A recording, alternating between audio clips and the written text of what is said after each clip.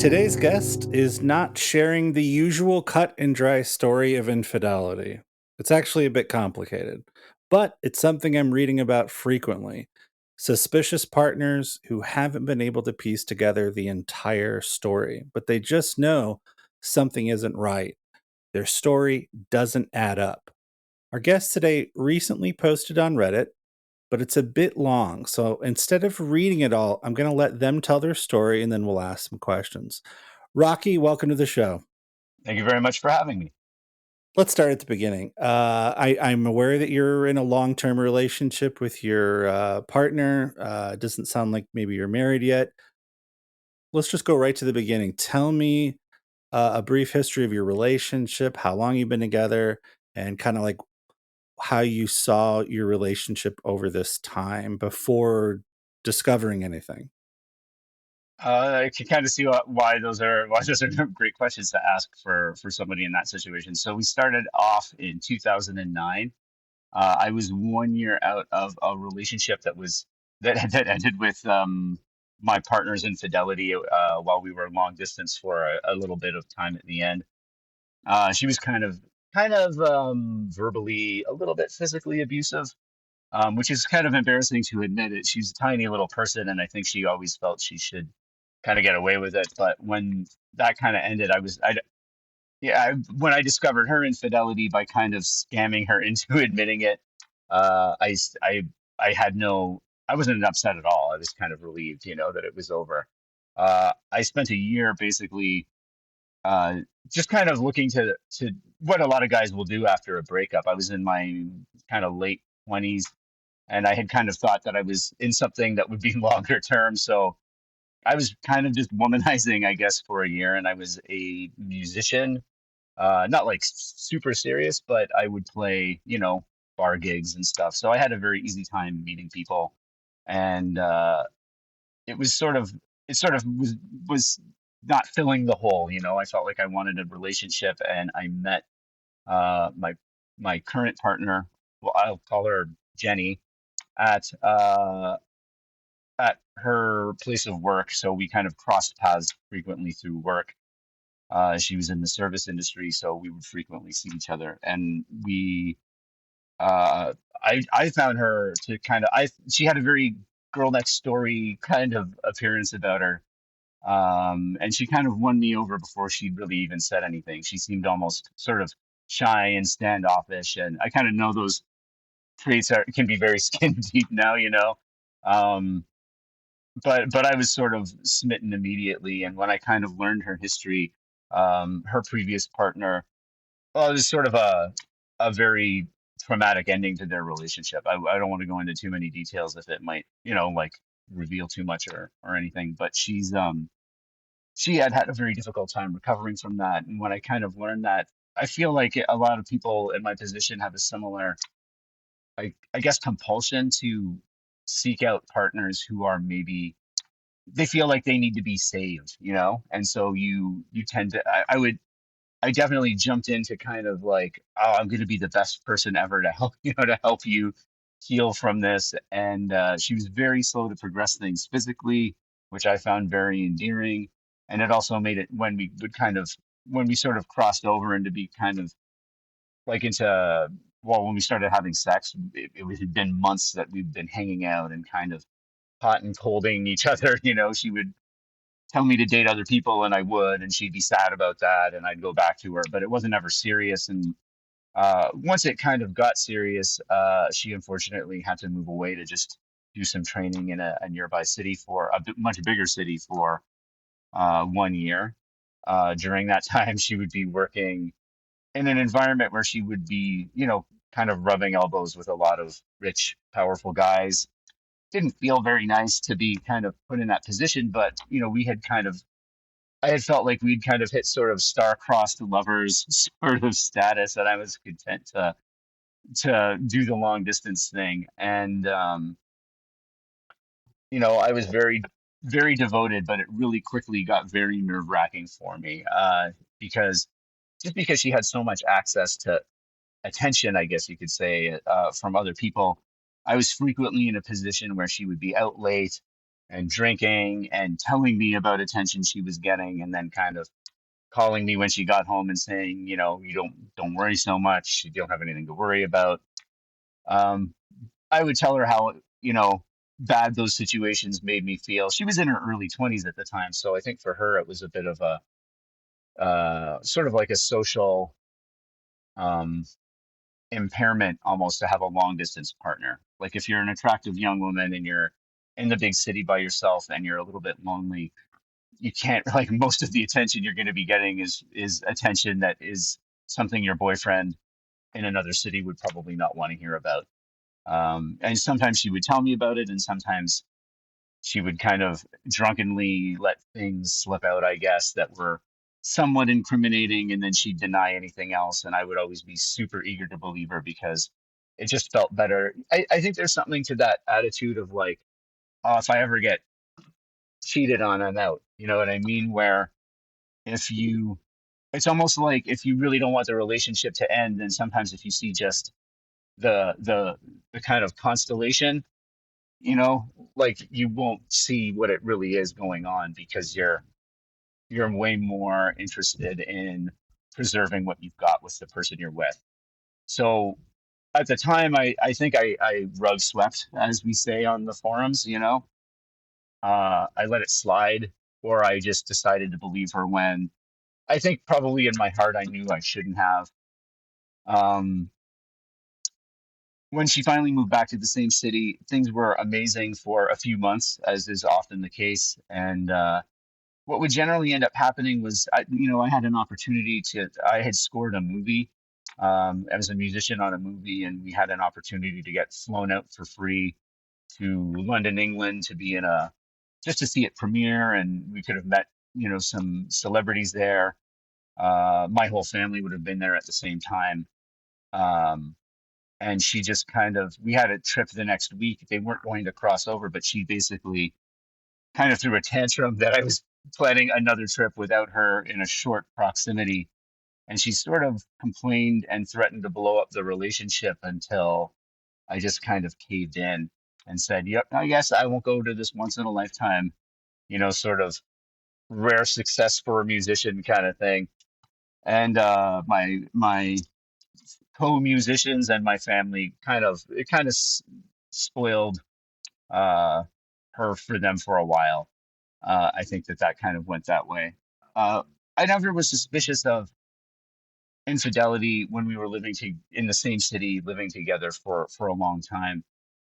But things got very strange when after she'd kind of finished her education, she started making a lot more money than I did, and that would be kind of where things felt different, I guess. Before we move forward to that, I just want to rewind just a little bit. So you were saying she was in another town briefly. You would have, I guess, phone calls or texts or something, and then it sounded like maybe there might have been something going on, but you rug swept and you let it go. Give me one example of something that happened during that time. Yeah, I mean, I have one that's this is kind of my favorite one, and I can kind of include the others. For the most part, it would be stuff that was like um, normal early 20-year-old, pretty girl in the city by herself kind of thing. So she would, go out with a couple of girls from work, and they'd meet some guys, and she'd dance with them and make out with one of them, and then come home right after and call me crying and apologizing. And I guess it sucked because I was kind of turning away a lot of attention at the time. But I was, we hadn't been together that long, and I said, like, let's just forget it that first time. But eventually, it kind of escalated to where there was this day where sort of uh, an A-list celebrity's uh, progeny approached her at work, and she called me excitedly after to tell me, like I met so and so's son, and I was like, that's interesting, I guess. Like why is that such a big deal? And it was because him and his equally tall, handsome, wealthy friend had invited her and her coworker out for drinks to show them around the big city they were new to. And I said, oh, like a date. And she said, "It's not a date. Oh my God, don't be so insecure." And I said, "Well, it sounds like a date, like I don't think that, you know, tall, handsome, wealthy, good-looking sons of celebrities approach pretty girls they meet and are not, interested in that." And she's like, "Well, I told them I'm in a relationship." And I was like, "Yeah, I don't know if that's going to slow them down." And she basically told me like I needed to just accept that she's like to trust her and that she's not going to do anything. And I went out with some of my friends that night, and she ended up calling me. They were going to a strip club, and I remember having this moment of like, well, I kind of feel like I don't have anything to worry about because like, what kind of a guy brings a girl he's trying to impress to a strip club? Like that seemed like a weird one. But as kind of a guy who knows a little bit more about the way that I guess like that kind of predatory dude might might function, might really understand why, plying a young lady with money and alcohol and throwing money around at hot naked women might actually kind of have some kind of impact. And where we lived, champagne rooms, well, VIP rooms as it were, are quite liberal. It's essentially a brothel with the door with a lock on the door and no cameras. So if they throw money around big enough sums, you can kind of do whatever you want. And she called me after they left crying and apologizing, and I was like, I could hear him in the background going like, "Oh, is that your boyfriend?" And I was like, I was pretty heartbroken, and she disappeared for a little while and then called and told me like, how I needed to relax and there's nothing to worry about. And then she kind of clearly like forgot who she was talking to because she told me how they went to the VIP room and she said he said that she was his girlfriend and they got like, a couple of girls in there and the girls were dancing on her and him. And then I was like, "Oh, what the hell happened that when you disappeared for like 2 hours after?" And she was like, "Oh, I was on the subway. I didn't have reception." So, it was like, and then when I just directly asked her, like, did he touch you at all? And she's like, "Oh my God, no, of course not." So I kind of, I was happy to believe her. I didn't want to believe it. Looking back, this is what ends up happening, right? Like, we're together for a while. Initially things are awesome. Like we were definitely not each other's firsts, and I had a lot more experience just kind of, I mean, frankly, like sleeping around than she did. I allegedly, who knows really, when we met. And so we really kind of found out together what she's sort of into. We were each other. I was her first for a lot of sort of like, I don't know, not the big milestone, but like a lot of the other sort of like, like we've kind of found what we like together, I guess would be a nicer way to say it. And so it kind of meant when I would look back at it and always tell myself like, well, it's not like there was anybody since we'd been together. I would remember that time, and it took a while before it was when I heard a similar story from a younger guy years later, where it ended with like, a similar like, and thank God she didn't have sex with him. And I kind of said, "Oh yeah, for sure," and left the conversation and then started to laugh, like, of course she didn't. And I looked back at my own situation and I was like, oh, I felt kind of silly and I thought back to it and I remember when I confronted her about it, she she said, "Oh no, I never did anything." And I said, "Well, you admitted to some kind of small things, and one that, in retrospect, even the stuff you told me, I would now consider over, dozens of boundaries, even if it wasn't like technically, you know, like we didn't have a rule that says don't go to the VIP room with sons of celebrities and get felt up by strippers together. Like that's a very specific thing that I didn't ask you not to do. I agree, but like it does also kind of not sound like something that doesn't end with a whole lot more happening while you're unreachable for a couple of hours. Can I ask I remember you? when I was Let me yeah just go jump in here real quick. So, yeah a lot of people, I think, would tell you, and perhaps some have, I don't know, that that definitely is breaching sort of unspoken, agreed upon monogamy between two people. That she's absolutely violating yeah several different, boundaries that would all over the place yeah conceivably break down your trust. But the question that kept popping into my head as you were telling the story was, what if she did do something? What do you think would have been how do you think you would have realistically responded Had she said, "I'm sorry, I went to bed with him, I'm drunk, it didn't really Yeah, it's not yeah. really what I Well, intended."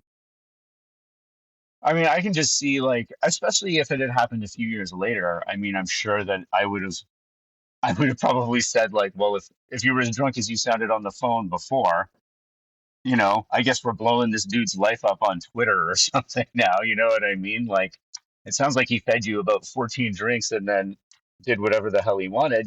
Like, I guess this celebrity's son is going to get his life nuked from orbit now over our social media. But that wasn't what happened because she didn't admit to anything like that.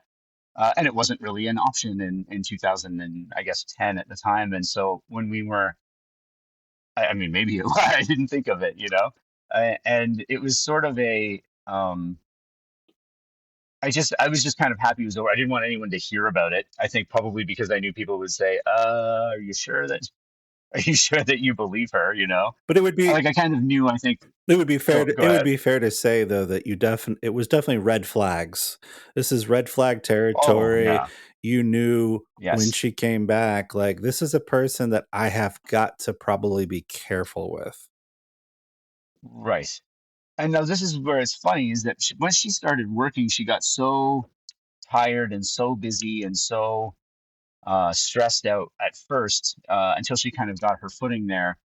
I mean, she was quite unpleasant to be around. She was not happy that, like she was paying the lion's share of stuff or that I limited her vacation choices or whatever, if we wanted to pay the same amount. That kind of thing creates some stress, but yeah, like these red flags, my point was going to be she doesn't really have opportunities to do anything. So I was never worried about it because I knew all her friends. They all really liked me. Like I got along very well with all her friends. And I kind of felt like, it was mostly groups of girls. I never heard about guys with those groups of girls. So I just figured if she's going out with her girlfriends, that's who she's, like that's where it would end, like, yeah, she's going out with the girls that I know of, Right.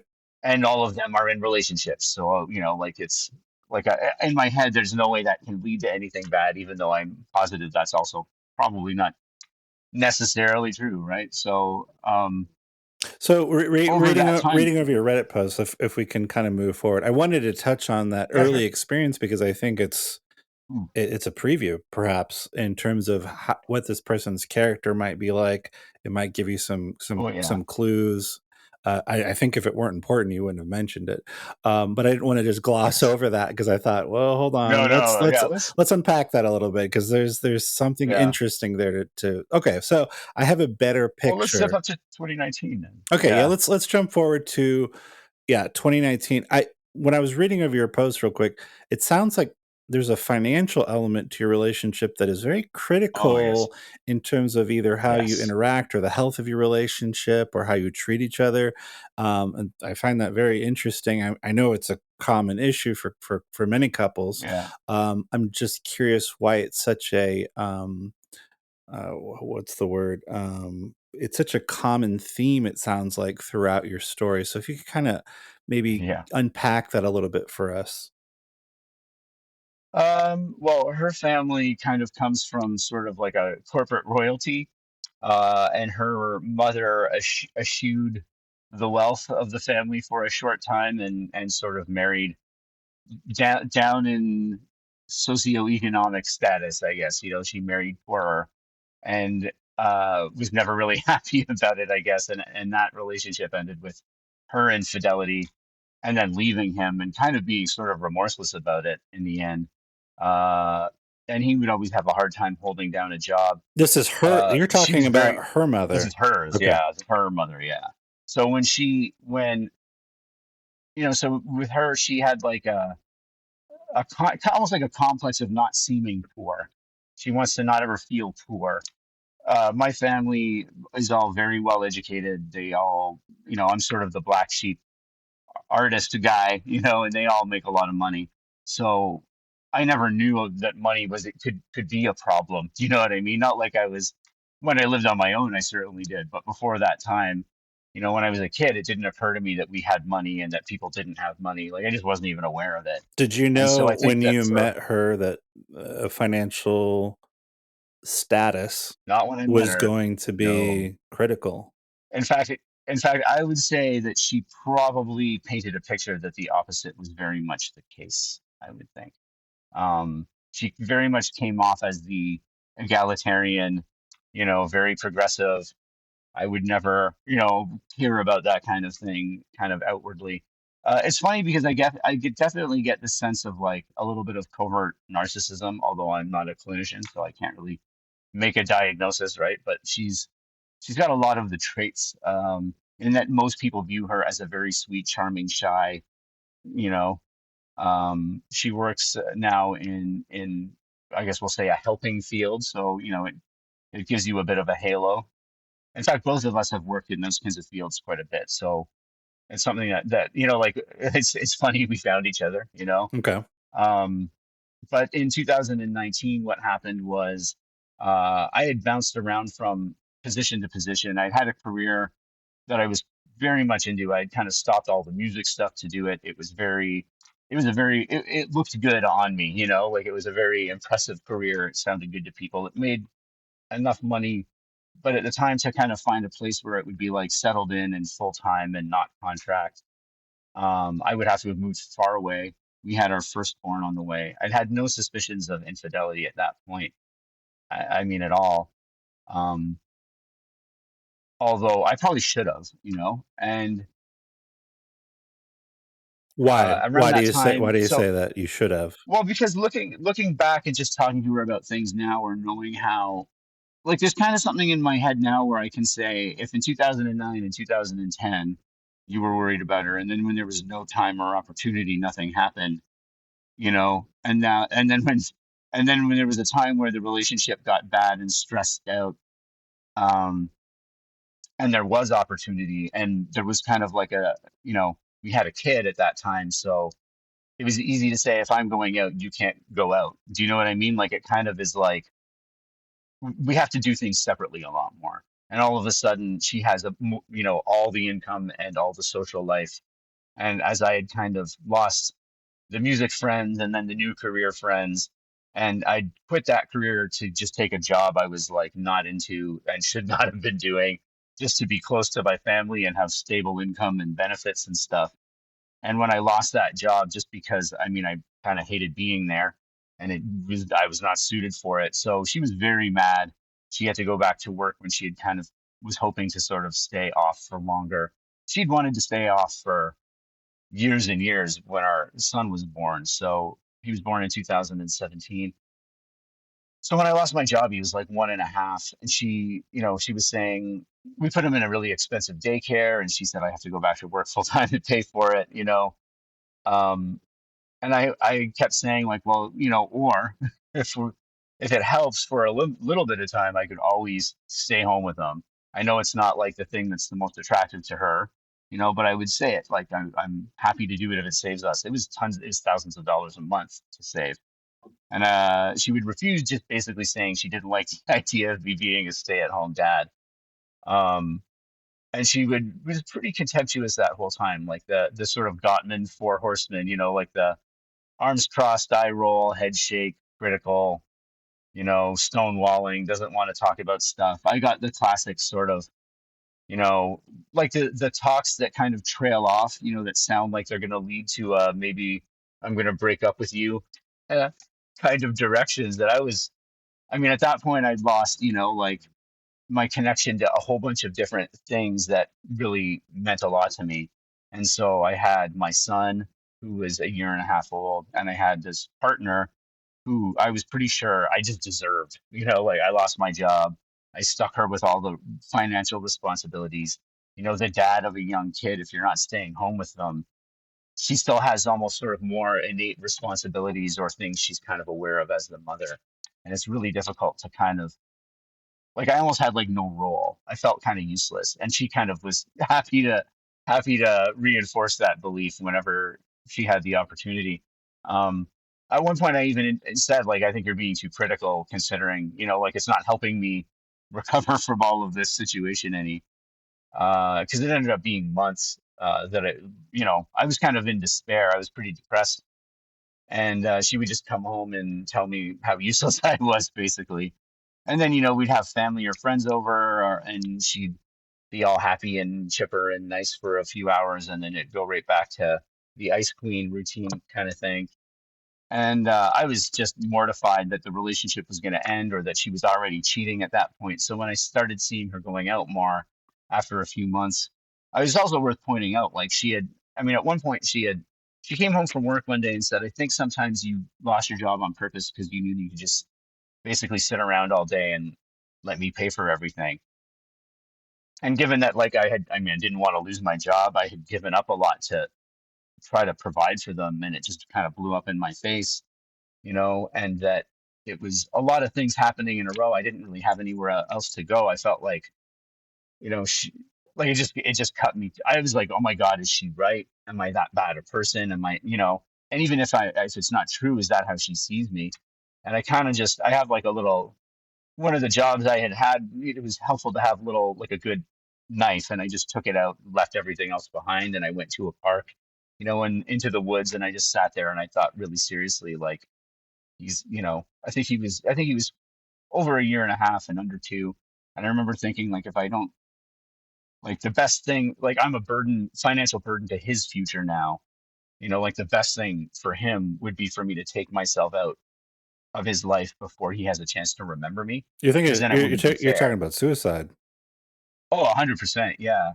And I'd called a friend, like 2 days earlier, who'd moved away. Like, a lot of my friends had moved away. I didn't really have anybody to talk to. And he called back right as I was kind of like, I don't know if I would have done it or not. But he called, and it just, like, I immediately turned a corner. Like, when I heard a friend be sympathetic, it was like the first sympathetic voice I'd heard in, after 8 months of not working or whatever it had been. And so I kind of started standing up for myself a bit more, but it didn't help. She was pretty nasty still. And when she started going out all the time, I got real worried about it. So yeah, she'd never really been one to go out much. And especially when we had a kid, right? You have a little kid, your partner can't go out at all, really. I mean, neither of us did very much with a little one at home. When she when she started to go out a little bit more, because one of us would usually stay back with the kid unless it was like a date night or like a planned thing where we would get somebody to come and stay with him. One of us would stay and one of us would go out. So that kind of changed. And we had disparate circles of friends before we met that we maintained.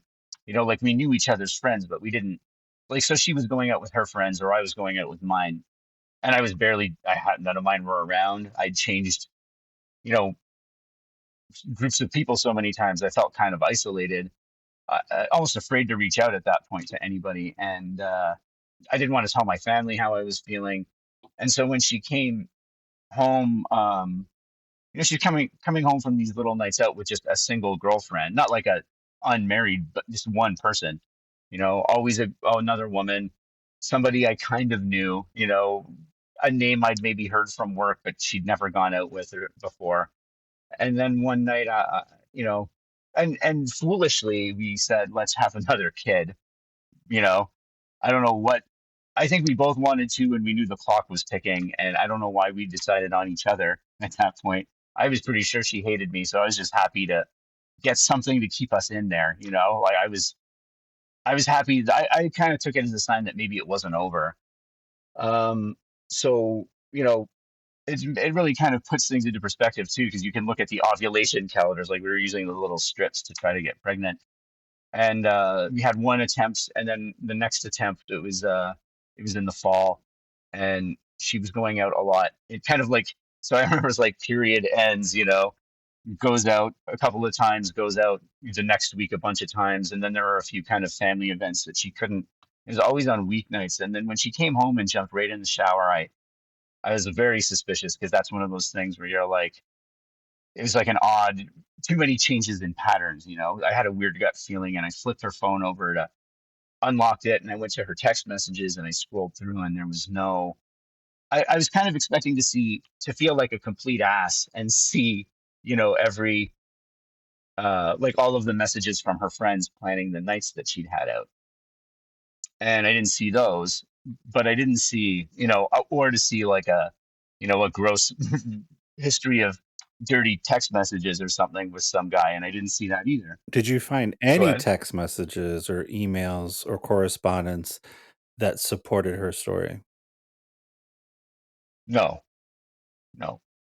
I didn't find any. Yeah, she didn't have any contact with the friends that I saw with the friends, and they weren't all work friends. So I was a little confused because you'd think if it's somebody you haven't seen in a couple of months, it's hard to make plans without a text or a call or an email or a DM. And so when you kind of go from platform or means of communication on a phone, which would be how anyone would do that in 2019, a text or a call or a DM or an email, and really text would be it. And she didn't have any other messaging apps, so I didn't see anything else really. Okay, so you were never able to actually corroborate her story. No, no, I couldn't corroborate her story.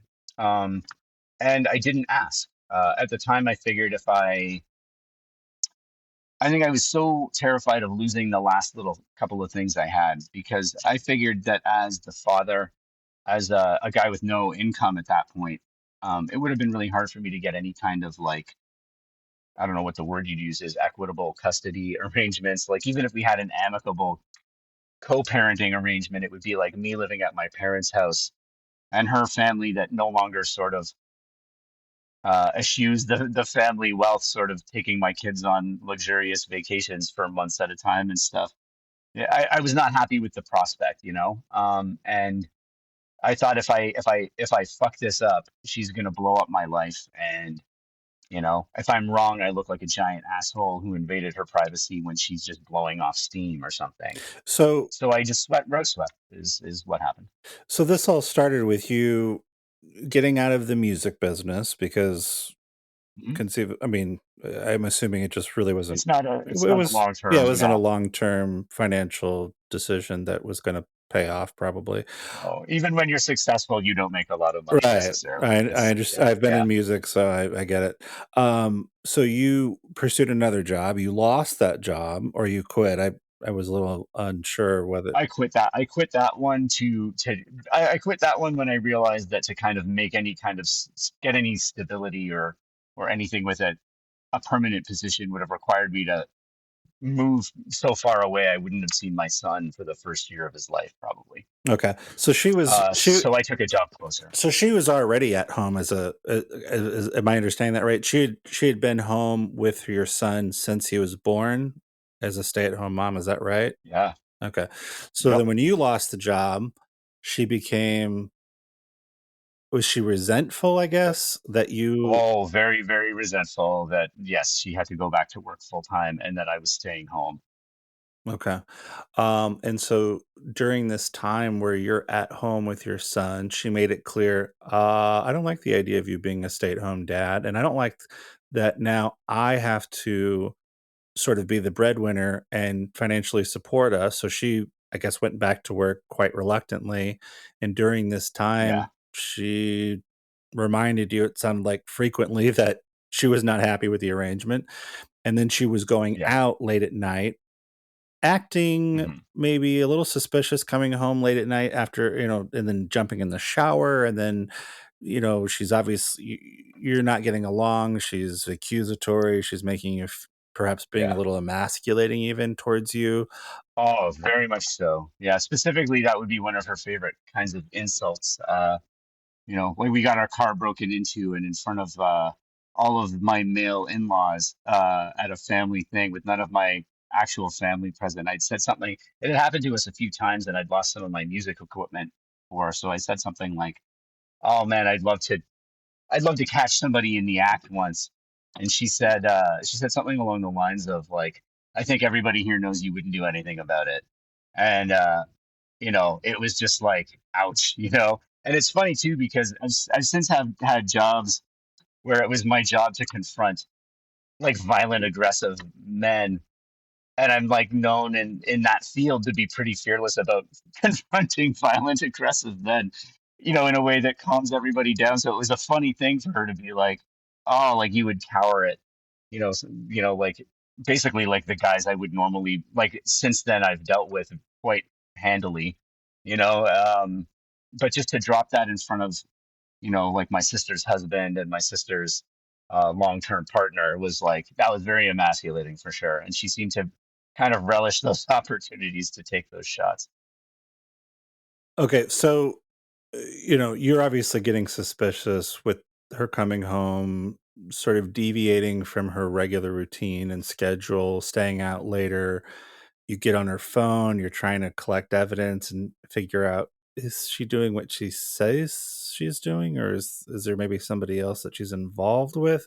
But you can't really Yeah, find any concrete evidence that points to her cheating. But conversely, you also don't find evidence that supports her story. And I kind of tend to agree with you that if she were going out with friends, and it was very innocent, there should be breadcrumbs to support that. It wouldn't be very hard to figure out, well, yeah, here's a text message of me and I don't know, Susan, agreeing to go have drinks exactly. after work. That would not be difficult to find, and it should be really quite abundant. I think a lot of people would say that to you. I think you agree with that? Yeah, yeah, and especially knowing her and kind of the way she is with her friends on text messages. I mean, with my friends, if we're making plans, it's generally going to be like beers tonight. Yeah, where, you know, the whatever and whatever pub. Okay, eight. Yeah, sounds good. I know with her friends it would be there would not be one message exchanged, that's like beers tonight or something like that. It would be, like a very long conversation with a lot of information exchange that kind of doesn't have much to do with like what the actual plan is. Um, so yeah, it was very suspicious for So me. how during this time when she's going out late at night and she's coming home and she's showering and she's being very dismissive and cold, I think you used that in your post several times, talked about her Oh yeah, yeah. very icy treatment, I think is what I read. Mhm. Um, how did you respond to all you just kept quiet? Yeah, it was really tough because I guess where that story kind of goes is that as we were trying to have our conceive our second, so that big flurry of activity that ended with me looking at her phone was 3 days before our daughter was conceived. Um, as a scheduled, like this is the day with the best chance. But as anyone who's kind of gone through conception knows, like there's a large window where you should be kind of concerned about, like if that was in the window where she was with somebody else, if she wasn't safe or they weren't safe or whatever, that opens up this huge door that like this kid that's we're having is not even really mine. And for me, like I mean, I've worked in medical professions as well. It sounds like I've had every job in the world. I realized when I'm telling this story, but I mean, I got to participate in delivering my own kid, my son. So fatherhood is like a big thing for me. Like it's like the best moment of my life. So kind of having this kid on the way and having this thing in the back of my mind that I'm trying to ignore that's like, be involved, go to all the appointments and read all the books. And um, we ended up having our daughter, and it's kind of like, I mean, obviously everybody says this when they have kids, and we got the $1 million family, as we say, which I didn't know was a thing until I had it. But then I kind of understood why people say that, I guess. So we had a boy and a girl, and when my daughter was born, it was like getting the complete set, and I was over the moon. But also, you know, in the back of my mind was this thing of like, they not neither of them look that much like me. My firstborn looks more like me every year. This one still doesn't. So I was very worried about it, Have you had a and paternity test? I did eventually. Yeah, I shelled out, and as I was kind of rebuilding my income, it was hard to. They're not cheap anywhere. They're very not cheap where I live. So it took a few paychecks of me squirreling money away and kind of going without like any of my disposable income that I had left over really for weeks and weeks to get the test done. And so one day while she was at work, because even now um, she only works very much part time, and so it's yeah. Anyway, I have a lot of time. I had a lot of time on weekends, like almost every weekend, I'd get a day with just my kids. So it was easy for me to, tell her I was helping her practice brush her teeth, and I got her. I got her to just take that little swab and scrub away on her cheeks for a while. And so I found out 99.9% anyway. Unless there's an extra few trillion people in the world or whatever, she's definitely mine. Um, So when I was reading over your story, it's and reading because people would comment on your post, and then you would respond, and I wasn't able to read all of it, but I read a lot of it, and there's a lot there. you know, obviously you went back to work and things. It sounds like have since improved actually in your relationship. Is Yeah, that fair to say? very, very fair to say. So yeah, when we moved because we had a kid on the way, we needed a bigger place, and she was very annoyed that she had to, it was mostly on her to have all the income, all of the credit and everything it all had to be her. She carried all the financial weight. But once we had the place, it wasn't what we wanted exactly. But I'm very handy, and I started fixing it up. I replaced all the floors and all the, crappy old drywall, and I repainted everything and I redid the outside. So by the time it was ready for her to move in with our son, and she was quite pregnant at that point. I'd kind of rebuilt the house, and so I'd saved us tens of thousands of dollars, and like I did a lot of work. It looked amazing, and that made a big impact. And it's not even so much that I think that she was appreciative. It's not that she wasn't at all. She wasn't. She wasn't very appreciative, but it was more just that I felt like it allowed me to take some power back in the relationship, even just that I kind of found a little bit of self-worth. Like a lot of that stuff I had to teach myself to do. I did I learned most of it pretty well. It was like a big win for me. And I instantly kind of found myself standing up to her more about all kinds of things because I was slowly getting back into working. I was just taking whatever jobs I could get and climbing ladders pretty quickly again because I was kind of finding myself and feeling the confidence I'd known when I was kind of my best self was all flooding back really fast. And so I started to, I was a lot more successful more quickly than I'd been. And I started lifting weights again. Um, I started bringing back more stories of attention from other women that I had, shot down and stuff. Like things started to improve when I started to act more like a guy that anybody would want. Basically, it's sort of like she had succeeded in beating me into being the guy she would like the least, And then when I kind of stopped letting that happen, uh, it changed everything. And then over time, it meant that I had to really face like the treatment I'd undergone when I was at kind of like my darkest moments, I guess you could say. And there were some pretty bad ones there, obviously. So I was, I confronted her 2 years after. So it was when our daughter was, a year and a half old. And I had gone a year and a half not really knowing, and I felt like I couldn't take it anymore. And that I'd kind of reached a point where I was like, if I saw any of the old behavior, the condescending um, power dynamic things happening, I would get very reactive quickly. I didn't like, I wouldn't tolerate that stuff anymore. And so I finally, after nights and nights and nights of just basically pacing and not being able to sleep, and her sort of coming downstairs and hearing me kind of grumbling to myself about stuff.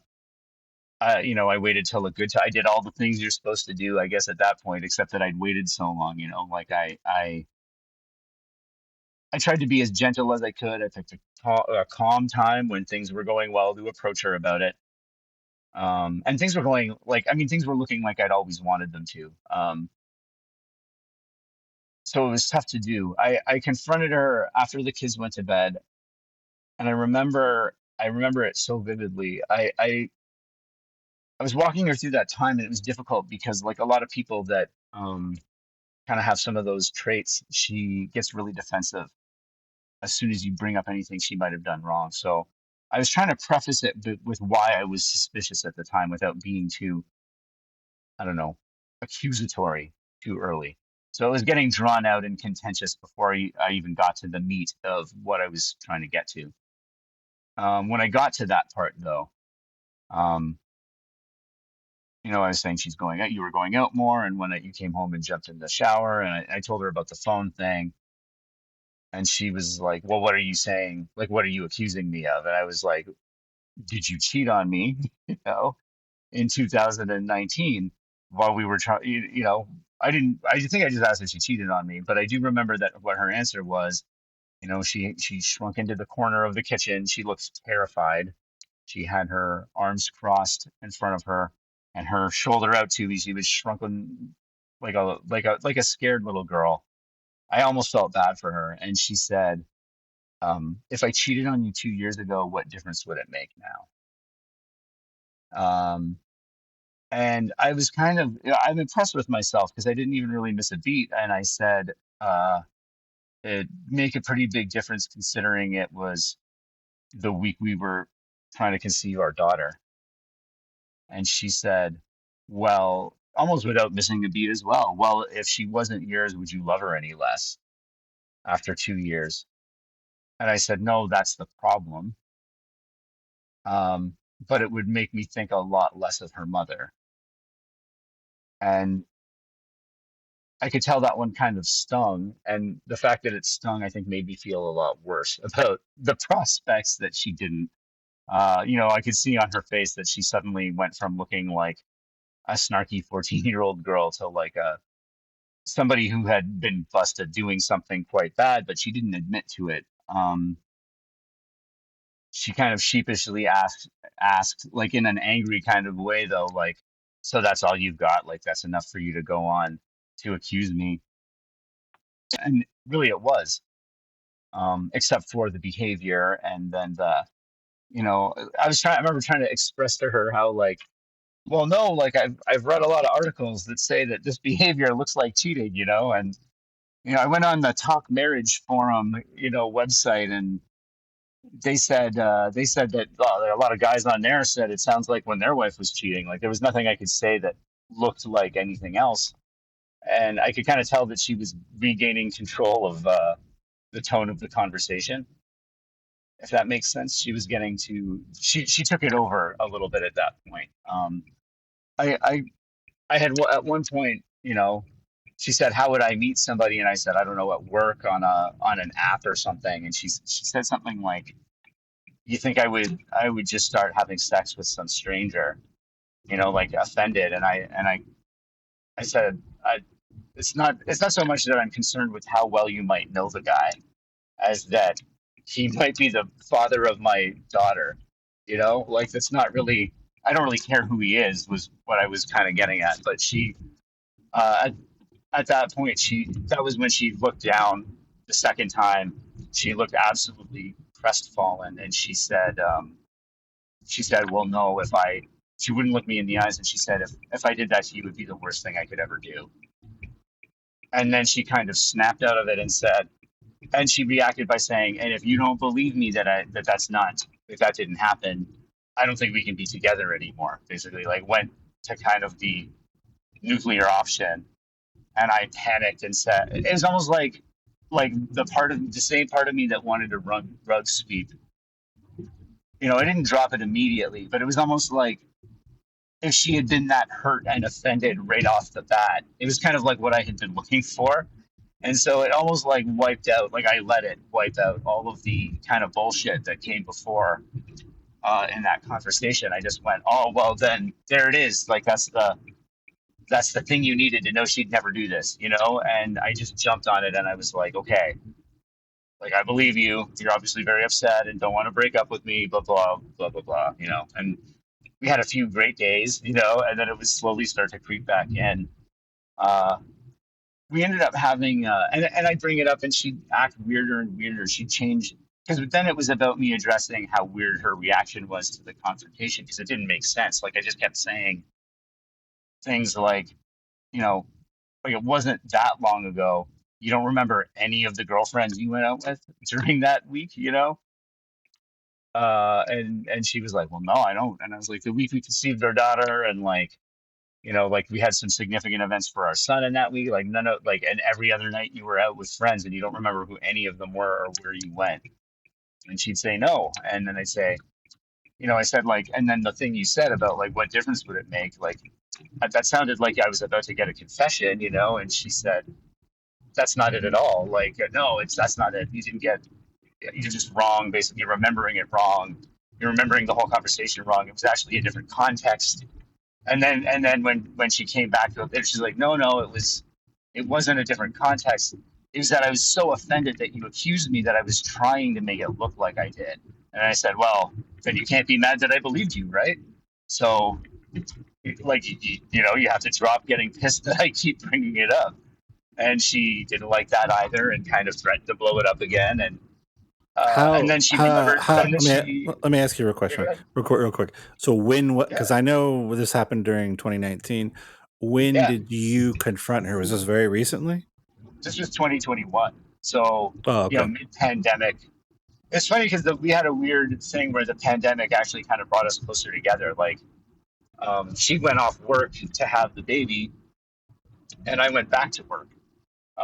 And I kind of kept climbing, and by the time I mean, it's not like I'm, like the CEO of Apple or something, but like I started to be able to pay my share and more again, which was nice. And when we, but the more that I did, and the more kind of, I just got more confident in putting my foot down about stuff. I was just not tolerating as much bullshit in a house where I was paying, two-thirds of a mortgage and all of the utilities and stuff. And like, it was just kind of, it seemed silly for me to be pushed around verbally at all in that scenario. So I wasn't allowing it. I'm And glad that you got the paternity test done. I'm glad the daughter's yours. That's good news. I am very concerned about some of the things that she said, especially when she became kind of guarded when you brought it up and tried to gaslight you a still little bit does by saying, "Well, you don't very much. remember it correctly," that sort of thing. That's Yeah. very common. Yeah. But you've got a family. You've got a lot to try Uh-huh. to piece together. Have you talked about this with like friends and family to get feedback? Yeah, I've been very careful, and at first, especially because it's something that paints somebody in such a negative light, that if you're not sure about it, it's like you really don't want to ruin somebody's opinion of someone who you're in love with and that you have a family with. If it's especially if it's their family member or your family member or a mutual friend, it's really difficult. But over time, the concerns just get bigger, and she's yeah. I guess like when things first got to like a big serious problem was when I kind of busted out the old medical knowledge again. My daughter got quite ill. I came home from work. I immediately identified that she was too ill to not go right to the hospital. I took her right to the hospital. I, my partner was saying at the time, like, I'm sure it's nothing. I'm sure she can wait. And when I got there, they kind of confirmed my fears and rushed us right in and started taking care of things. She ended up uh, the next day calling me at work to yell at me about which pharmacy I got her emergency prescription filled at after my my like work experience and quick thinking saved her life. She was like, "How dare you, not go to my preferred pharmacy to get the medicine paid for by your benefits that, you know, like the alternative would have been like my daughter would in all likelihood have died of like a respiratory failure in her crib at night. And a lot of other guys wouldn't have known that it was as bad as it was or what to do in those circumstances. So it was just bizarre to me. So when I got home from work, I just told her like, you can never talk to me like that again. Like you're out of your mind if you think I'm going to put up with this kind of crap after the day that like I was up all night with her. I sat on the floor in her room listening to her breathing and then got up and went to work. And you called me in the middle of a meeting to yell at me about a pharmacy. Like, this has got to stop. And she wouldn't drop it. She would refuse outright to let it go. And I was perplexed and I was getting so mad. And our kids were asleep. And I didn't want to, like, I really am, because she had like a very rough childhood. I'm very cautious about being the angry man. I'm sure a lot of us can relate. So when I felt myself getting mad, I was like, look, I'm going out for a drive. Like, I can't handle sitting here yelling at each other. I don't want it to get like that. And I walked out of our front door and she opened the door to our sleepy suburban house at night and yelled out into the night, well, if you're going to leave now, don't ever come back, and slammed the door. And so I went back in and I packed up a big duffel bag and I left for a little while. I went and I stayed at my parents. And, I let her get a taste of the odd, you know, us, like arranging to drop kids off at events and stuff that is just, it's alien to us and the kids and her. And the kids were sad. And I was trying to go back to visit so that it wouldn't feel different for them. Like I was there when they'd wake up and go to sleep, but then go leave. It was weird. And after a few things, she couldn't tolerate it anymore. She was calling me and saying they needed me. And I was like, what do you need? Like, do you need me? Do you need me there? Do I provide any benefit to your life at all? Or are you pretty cool if, you just want me to come and take care of the kids for you? And she eventually basically begged me to come back. And around that time, when I came back, it was like the best it was like my fantasy relationship that like everything was exactly the way I wanted it. And that was when we decided to get married. We'd been together for 15 years and we had two kids together. And I was like, I finally got it where I wanted it. The answer was to leave, uh, all along. If I just left and come back a couple of weeks later, it would have solved all of our problems. And so we had this amazing 6 months. It was glorious. And then as the wedding plans started, it's a very tiny wedding. There's nothing to plan. She got very anxious. She got very concerned about her appearance and stuff. And we started arguing more. I was kind of like at the ceiling for, the organization I was at. I was again, like, I'm very agile career wise. So I started looking for an exit.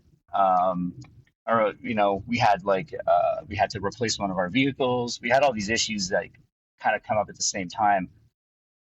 I'm in the middle of training for my new job. It's going to pay a lot more money. It's kind of like I'm going to finally earn significantly more than her.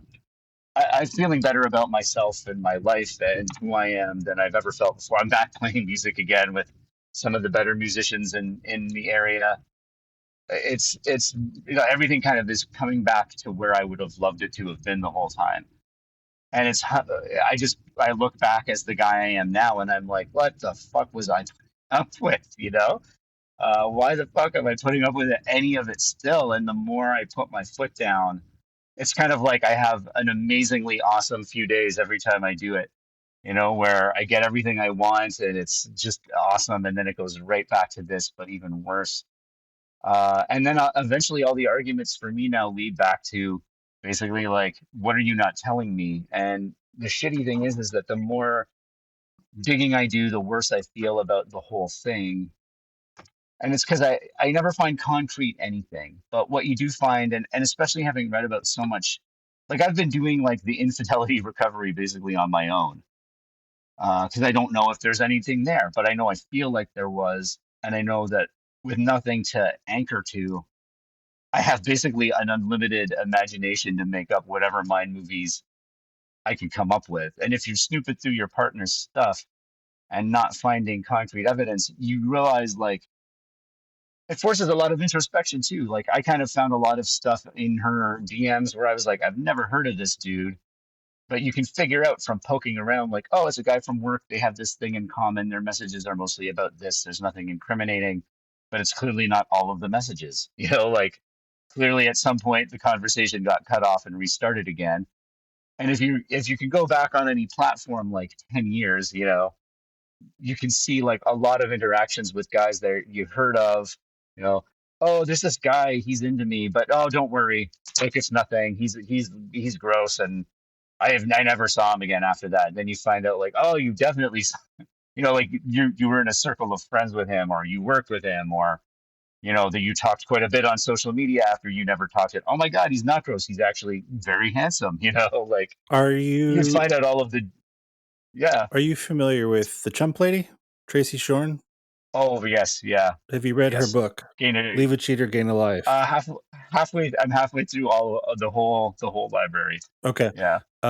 Because there are a lot of things that you said during your story that reminded me of things that Tracy discusses in terms of trickle truthing, um, Hmm. giving you just enough information that anything beyond what they have to tell you, they won't. So that's why she said Right. to you, "Well, is this all you have? Is this all the evidence you have?" Yeah, she needs to know She needs to know what you know. where. So she has to Yeah, work within those boundaries of, well, what information do you really have? Oh, you don't have anything. Well, she's not exactly. if she okay, so this is difficult because we don't have concrete Yeah. evidence. So I can't say No. with any certainty that she's a cheater. What I can say is that she's Nope. exhibiting many of the symptoms and behavior that cheaters exhibit. Definitely. Yeah. And one of the big things that I'm hearing her, well, there's several things. There's the gaslighting. Well, you didn't remember it correctly. This is not what Yes. happened. Yeah. To It also didn't happen at or it didn't all. happen at all, which is interesting because she's contradicting herself if she says that Or every time. Every because she's time. Yeah. saying to you, "Hey, you don't remember this correctly," but then Yeah. interestingly, she's also saying, "Well, I don't remember. That was 2 years ago." Yeah. Well, and even just the fact that like one of the times that she recollected exactly the story that she told me perfectly, but it included a lot of people that I know pretty well. As I've been confronting her more and more about those kinds of things, because then you kind of can go back over all of the different guys that were mentioned or things you find, and it's now getting to the point where like it's an ongoing thing. I would love to tell you the some of the spicier details, but we've gone on for quite a while. Yeah. Um, okay, so you're still together. It Yep. sounds like you're looking to get married this summer. Is that right? Oh man, it's really tough because we're getting married, and yeah, we're getting married in the summer.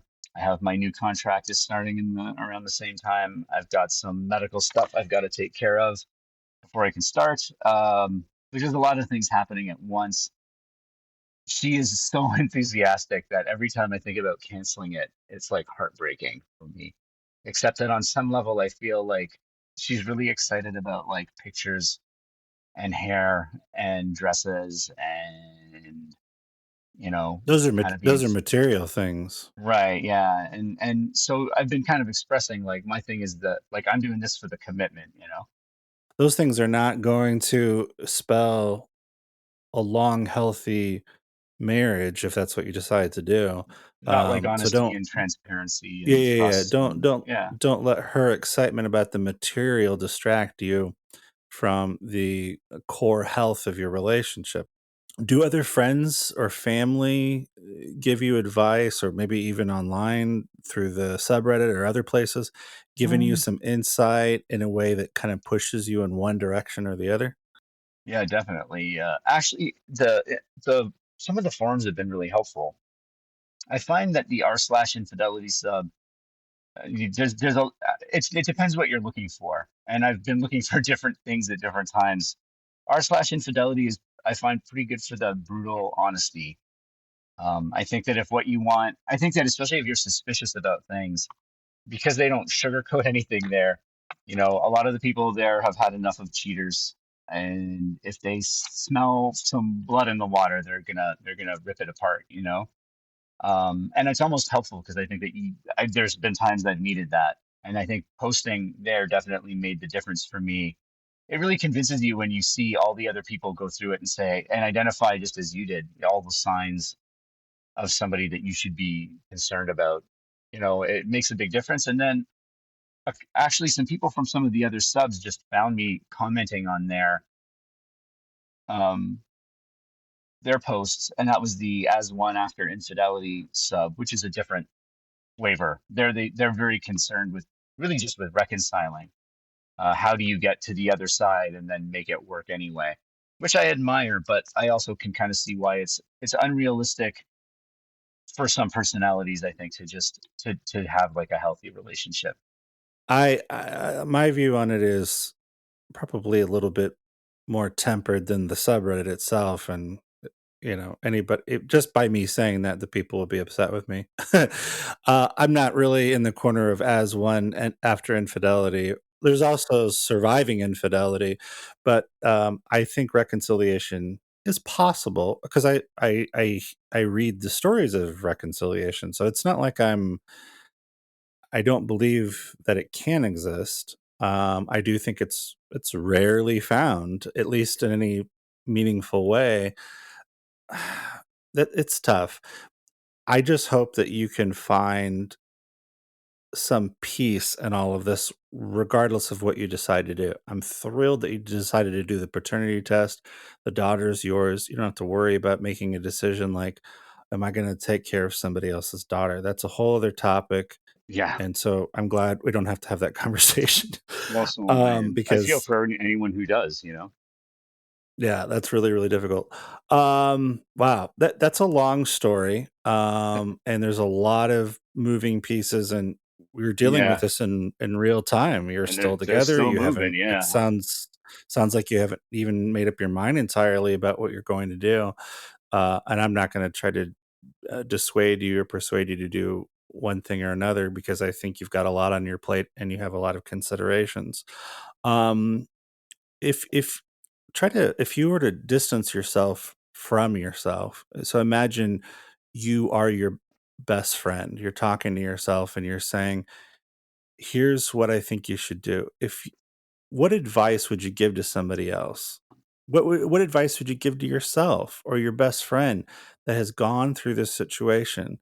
So if you take an eagle's eye perspective on your life and your relationship with your partner, what do you think you would tell them? Um,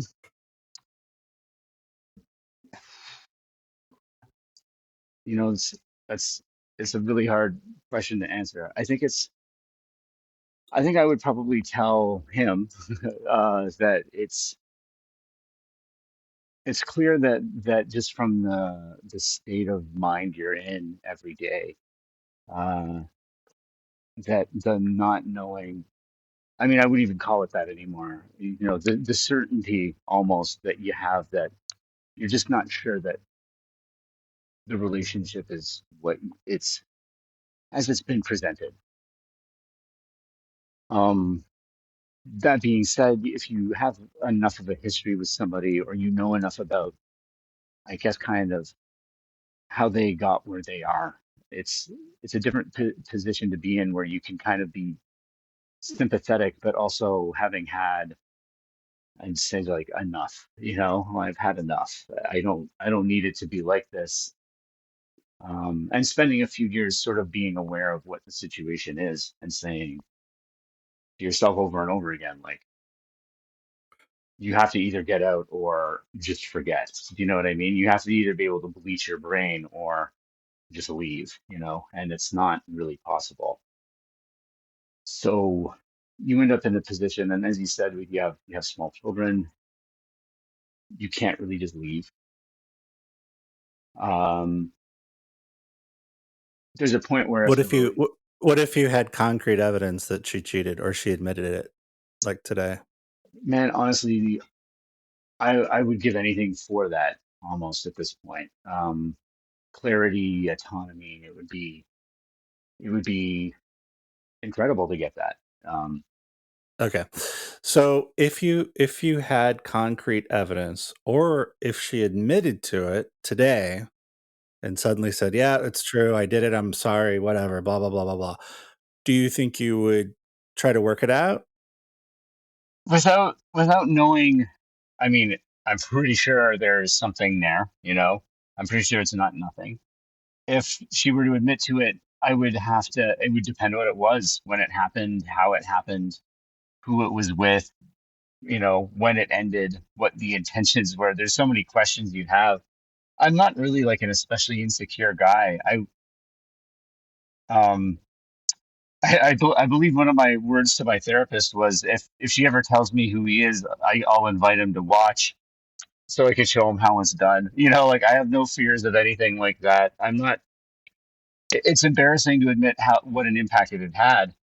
I would want to know a little bit, but if it was really bad, if the whole relationship has been a sham, then I would not want to continue.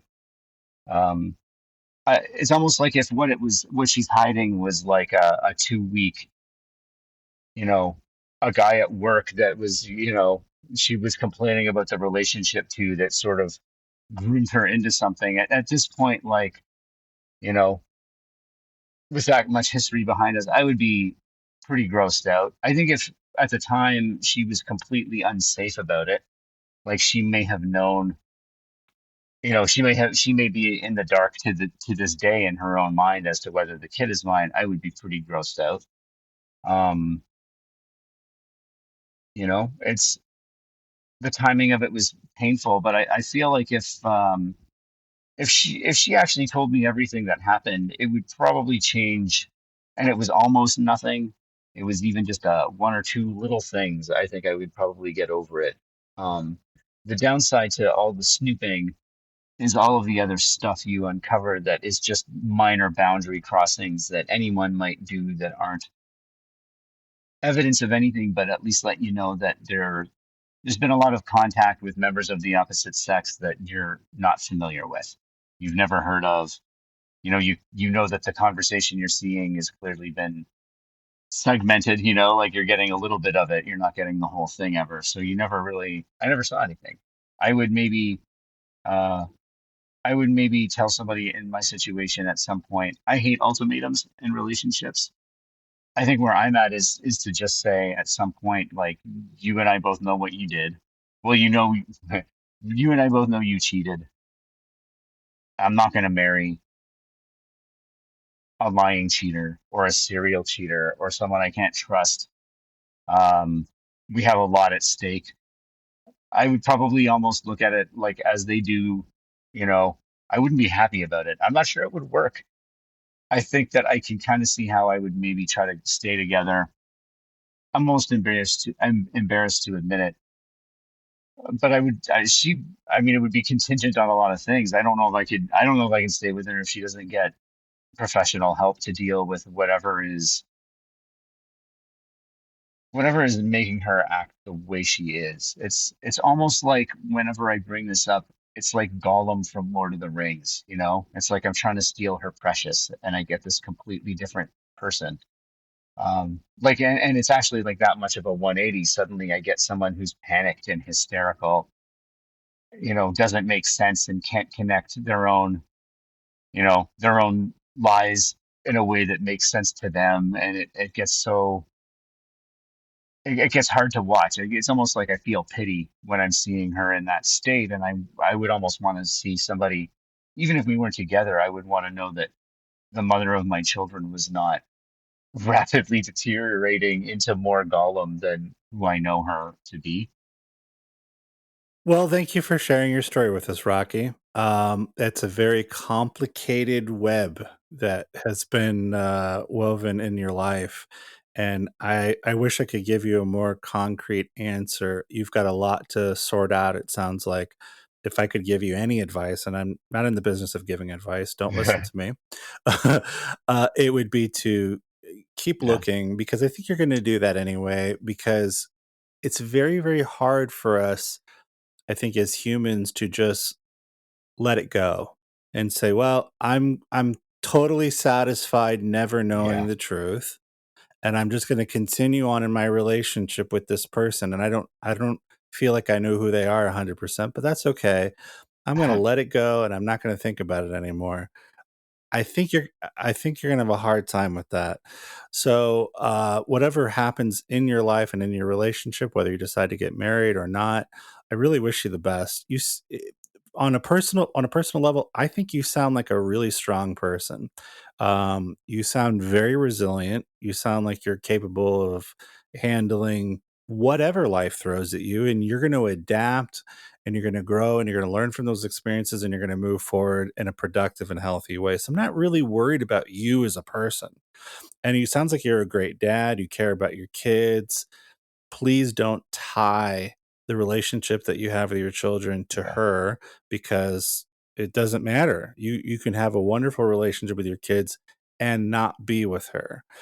But I Yeah. understand that that's more complicated, I have no that's the only problem when you get advice like on our Yeah. infidelity, right? These people are not in your shoes. It's very easy to tell you, Yeah. "Leave her.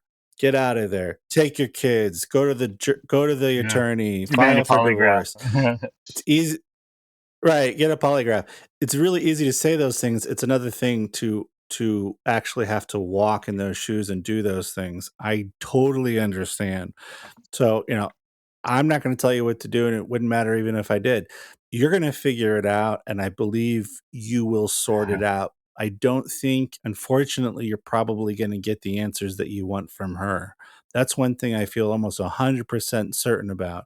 I don't think she's going to help you Me in this neither. journey. You're going to have to figure it out on your own, and then figure out how you want to move forward with or without her. The good news is you have you. You are a strong person. You can rise above this. You can get past this regardless of the outcome. And you're going to be a great dad. And I'm not worried about any of that. I am worried. I would be worried if you tried to convince yourself to just put your head back in the sand and continue on the rest of your life. There's no going back now. It's there's too many I've turned over too many stones, and there's too many things to address now. I mean, without getting off on another hour, I mean, it's kind of to the point where I don't know if I can trust her around like other guys I know. Just if there's What's the yeah, and I mean problem? it's there's enough little weird interactions that if you're not getting honesty about anything and you see anything that makes you uncomfortable, it's real easy to start. I mean, jumping to conclusions, but they start to look more valid the more of them you find. Uh, so it's tricky now because it's touching too many things, but at some point something's got to give, And yeah, I think you're right, and I really appreciate like all that stuff you said because that's what goes through my mind is, would I be letting my kids down if I left because I know that they would. I mean, it's going to impact them even if it's the right decision, like it's going to hurt them. If you, let me tell you something. If you Mhm. stay and you don't trust the Yeah, person that you're with raising your kids, and you're driving yourself crazy trying to figure it out and sort out, should I trust this person, can I trust this person, is this person cheating on me, that's going to affect your yeah, kids. You know how many stories I read every day about people in similar situations where they think, well, I'm just going to tiptoe around the family, around the yeah. kids, and I'll just figure this out on my own, and they won't know about it. Are you kidding me? Kids are extremely intuitive. They're going to pick up on negative energy, they're going to pick up on other things. Not everything is just out in the open. So keep that in mind as you're going forward. I would love it if you came back later on and updated us on your story and how things kind of panned out. So if you want, please, you're always welcome to come back and let us know how it's going. Please remember, you're not alone. There are people, thousands, millions of people every day that have to go through these situations. And I know it's a pretty lonely business. It's very isolating, but you're very brave coming on here, sharing your story, talking with me. Thank you for coming on. I wish you nothing but the best. Keep doing what you're doing, Rocky. You're doing great.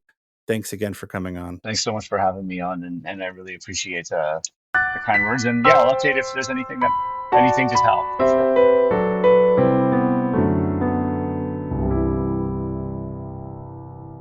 If you have a story of infidelity and are interested in being on the show, please contact us by email at thecheated@pm.me.